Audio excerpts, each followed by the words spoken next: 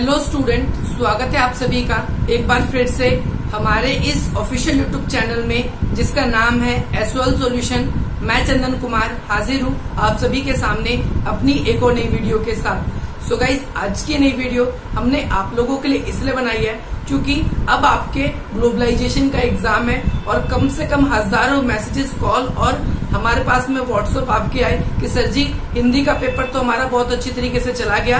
आपने जैसा कि बताया था चैप्टर का सार आएगा, शब्द शक्ति आ सकती है, इसके अलावा आपने हमें बोलियां भी करवा रखी थी, तो ये सारी चीजें तो हमने कर ली। लेकिन अब है हमारा ग्लोबलाइजेशन का पेपर, तो उसके लिए भी कुछ गारंटी सीरीज ली आई है आपकी ऑन डिमांड पर। मैं आज आप लोगों के लिए ग्लोबलाइजेशन की गारंटी सीरीज लेकर आया हूँ। अभी मैंने आपके सामने कुछ गारंटी सीरीज की कुछ क्वेश्चंस लिखे हैं, इसके अलावा और भी क्वेश्चन अभी मैं आपको बताऊंगा।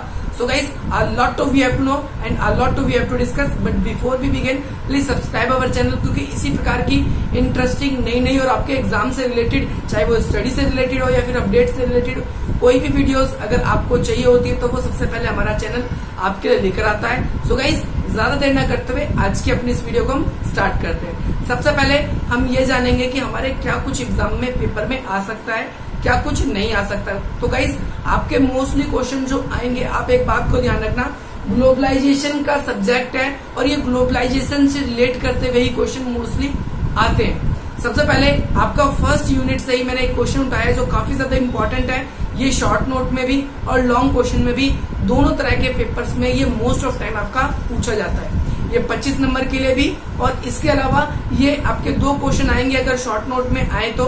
वैसे तो 4 दिए होंगे लेकिन 2 ही आपको करने होंगे, तो उसके लिए भी, शॉर्ट नोट के लिए भी ये काफी ज्यादा इंपॉर्टेंट है। सबसे फर्स्ट क्वेश्चन जिसका नाम है सेप। सेप क्या है, ये आपके एग्जाम में पेपर में आएगा कि सेप क्या है और अंतर्राष्ट्रीय जगत में विश्व व्यापार पर सेप का क्या प्रभाव पड़ा है, बताइए।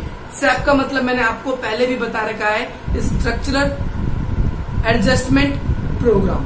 सो गाइस, ये इसका पूरा नाम है और अंतर्राष्ट्रीय जगत में कई बार ये 1900 दशक के साथ भी, 1990 के दशक के साथ भी इसको जोड़कर क्वेश्चन बना देता है। इसके लिए हमने आप लोगों के लिए वीडियो बना रखी है, अगर आपने नहीं देखी तो आप उस वीडियो को देख सकते हैं। इसमें पूरा नोट्स के साथ में आपको कंप्लीट एक्सप्लेनेशन हमने दे रखा है। आप लोगों के लिए मैं प्लेलिस्ट आई बटन पे डाल दूंगा या वीडियो के एंड स्क्रीन पे भी आपको वो मिल जाएगी। इसके साथ साथ में गाइस आपको एक बात का ध्यान रखना, ये जो ग्लोबलाइजेशन की जो गारंटी सीरीज है, इसका ये पार्ट 1 है। पार्ट 2 मैं जल्द से जल्द आप लोगों के लिए अपलोड कर दूंगा, उस पर भी काम हमारा चल रहा है और जल्द से जल्द वो आपको मिल जाएगी। ये फर्स्ट क्वेश्चन है सेप का, आपको सबसे पहली चीज तो इसको प्रिपेयर करके रखना है। देन सेकंड क्वेश्चन आपको क्या प्रिपेयर करना है, आर्थिक एकीकरण। ये क्वेश्चन भी आपका मोस्ट ऑफ टाइम आपके पेपर में आ जाता है। आर्थिक एकीकरण कई बार इसे इंग्लिश में लिख के देते हैं, यानी इंग्लिश में ही लिख देते हैं, होता तो लिखा हिंदी में ही है बट वर्ड यूज जो होता है वो इंग्लिश का कर देते हैं। इकोनॉमिक इंटीग्रेशन क्या है, इसके क्या लाभ है और इसकी क्या हानियां हैं, यानी इसकी मेरिट और डीमेरिट आपसे मोस्ट ऑफ टाइम पूछ ली जाती है। तो ये क्वेश्चन भी आप लोगों के लिए काफी ज्यादा इंपॉर्टेंट है आपके एग्जाम के पॉइंट ऑफ व्यू से। इसकी वीडियो भी मैंने आप लोगों के लिए अवेलेबल करवा रखी है, तो आप उसको भी देख सकते हैं। और इसके अलावा आप लोगों के लिए और भी इम्पोर्टेंट क्वेश्चन की जो वीडियोस है वो मैं आपको बता देता हूँ। ओके, तो आप पहले बात तो इन 2 क्वेश्चनों को आप सबसे अच्छी तरीके से समझ के रखिए। इसके बाद में जो तीसरा क्वेश्चन है आप लोगों के लिए ये है WTO से। WTO यानी क्या है, ये आपने छोटी क्लासेस में भी इसको पढ़ रखा है। WTO मतलब वर्ल्ड ट्रेड ऑर्गेनाइजेशन। WTO का मतलब क्या है, वर्ल्ड ट्रेड ऑर्गेनाइजेशन। इससे आप क्या समझते हैं, यानी इसके बारे में आपसे इंट्रो इसको बताना है कि आपको इसके बारे में क्या पता है। ये कई बारी WTO से पहले की चीज आपसे पूछ लेता है, जैसे कि WTO से पहले इसका क्या नाम था, इसका नाम था GATT। GATT पूरा नाम आपको ध्यान रखना है, GATT, general agreement trade and tariff.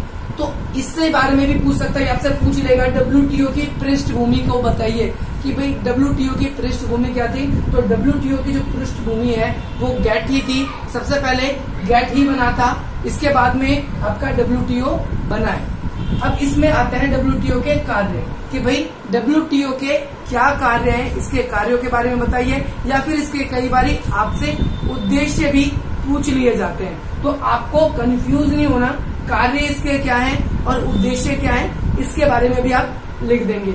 इसकी वीडियो भी हमने आप लोगों के लिए अवेलेबल करवा रखी है। इसके अलावा अब ये 2 क्वेश्चन और भी इसके साथ कई बार जोड़ दिया जाता है कि भाई WTO की आलोचना कीजिए। गाइस, जब भी आलोचना की बात आएगी या फिर इसकी बुराई की बात आएगी या इसकी प्रासंगिकता की बात आएगी, अगर इसकी प्रासंगिकता की बात आती है तो ये इसका आलोचनात्मक है, यानी आलोचनात्मक में हमें अच्छाई भी बतानी होती है और उसकी बुराई भी बतानी होती है। अगर मैं आज के समय में WTO के बारे में बात करता हूँ तो ये पूरे विश्व का व्यापार तो करवा रहा है, पूरे देश से देश दुनिया से एक जगह से दूसरे देश में संबंध सुधारने की भी कोशिश कर रहा है, लेकिन बहुत सारी इसकी कमियां हैं। जैसे कोविड-19 के समय में अगर हम देखेंगे तो WTO ने अपनी कोई खास भूमिका नहीं निभाई, क्योंकि हर एक देश ने अपना लॉकडाउन करवा दिया और ये हमारे पास में अगर इंटरनेट के ई प्लेटफॉर्म या ई कॉमर्स साइट्स नहीं होती तो हमें बहुत सारी विदेश की चीजें मंगवाना भी बहुत मुश्किल हो जाता। तो WTO ने इसमें कोई खास भूमिका नहीं निभाई। इसके अलावा अगर आप देखेंगे, आलोचना सिर्फ पूछता है आपसे, जब आपसे सिर्फ ये कहता है कि इसका क्रिटिसाइज कीजिए तो सिर्फ और सिर्फ आपको इसकी बुराइयां ही करनी है और इसके बारे में इस चीज को आपको ध्यान रखना है। इसके बाद में 4th क्वेश्चन आप लोगों के लिए आ जाता है। 4th क्वेश्चन क्या है? पार राष्ट्रीय निगम। पार राष्ट्रीय निगम क्या है? इसे हम कहते हैं इन शॉर्ट में TNC। इसका अंग्रेजी में नाम है ट्रांसनेशनल कॉर्पोरेशन।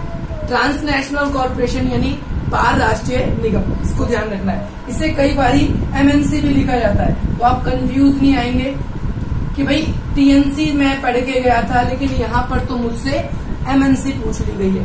तो MNC और TNC बस अंतर इतना है कि भाई ये इसे MNC को बहुराष्ट्रीय कंपनी कहा जाता है, TNC को पार राष्ट्रीय कंपनी। पार राष्ट्रीय कंपनी यानी एक देश के बाहर अगर जो कंपनियां अपना व्यापार करती है, एक देश के बाहर, जैसे भारत की कोई कंपनी है, रिलायंस है, जियो, टाटा, अगर दूसरे देशों में भी अपना क्या कर रही है भाई, व्यापार कर रही है, तो भाई वो पार राष्ट्रीय निगम है। लेकिन MNC मतलब बहुराष्ट्रीय कंपनियां किसे कहते हैं? बहुराष्ट्रीय कंपनियां हम उन कंपनियों को कहते हैं जो एक ही समय में कई सारे देशों में अपना काम करती है। सो गाइस, ज्यादातर जो TNCs होती है वो MNCs कहलाती है एक तरीके से, इसीलिए दोनों में आपको कंफ्यूज नहीं होना।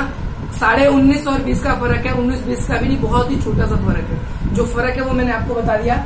इसका आता है वैश्वीकरण पर क्या प्रभाव पड़ा है TNC का। तो वैश्वीकरण के ऊपर क्या प्रभाव पड़ा है TNC का, अगर मैं इसकी बात करूं आप लोगों के लिए, तो सिंपल सा इसका आंसर आप लोगों के लिए है कि भाई जब से वैश्वीकरण आया है। अब आप सोचोगे कि भाई वैश्वीकरण कब से आया है, तो गाइस वैश्वीकरण जो है 1990 के दशक से आया है।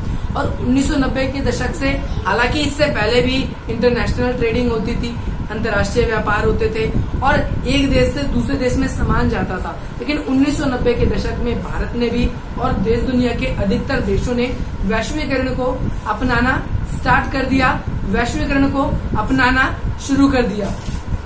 आपको इस चीज का ध्यान रखना है। सबसे फर्स्टली आपको इस चीज का, तो वैश्वीकरण के आने से जो व्यापार है ये काफी तेजी से चलने लगा है, और जब से व्यापार ये काफी ज्यादा तेजी से चलने लगा है तो हमारी TNC को भी बढ़ावा मिला। अगर हम देखें, हम अपनी एक तरीके से एक पेपर पे लिख सकते हैं भाई 1990 से पहले हमारे देश में कितने मॉल्स थे, कितनी बड़ी बड़ी आउट की कंपनियां थी, बाहर देश की कंपनियां थी, लेकिन अब अगर हम देखें तो हमें हर एक सेक्टर में हमें बाहर की कंपनियां आसानी से देखने को मिल जाती है। तो ये हमारे लिए इसका बहुत ही ज्यादा एक तो बेनिफिट है। तो ये कुछ क्वेश्चन थे आप लोगों के लिए। इसके अलावा कुछ और भी क्वेश्चन है, आप इसको फटाफट नोट कर लेंगे, एक बार स्क्रीनशॉट ले लेंगे, जब तक मैं आप लोगों को बताता हूँ और क्वेश्चनों के बारे में कि और क्वेश्चन भी क्या रहने वाले।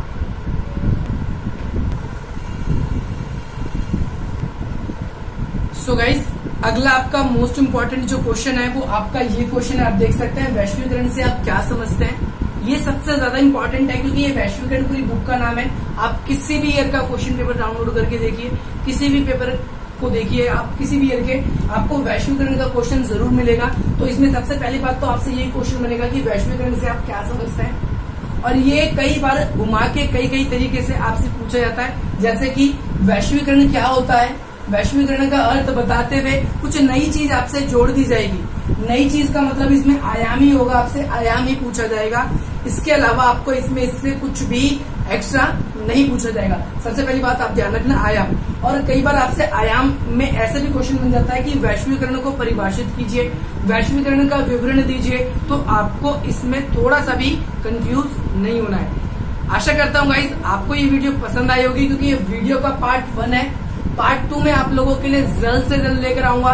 आप लोगों को ये वीडियो कैसी लगी मुझे कमेंट करके बताएं। लाइक करें इस वीडियो को, लाइक बटन जितना दबा सकते हो उतना दबाइए। अधिक से अधिक मित्रों के पास शेयर कीजिए ताकि वो भी इस वीडियो का यूज कर सके, उसे फायदा पहुंच सके। और साथ ही साथ इसी प्रकार की इंस्टेंट अपडेट के लिए और आपके एग्जाम की हर एक खबर के लिए आप हमारे चैनल को सब्सक्राइब करें, वीडियो को अवश्य लाइक करें। सो गाइस मिलते हैं आपसे अपनी अगली वीडियो में। जय हिंद, जय भारत, वंदे मातरम।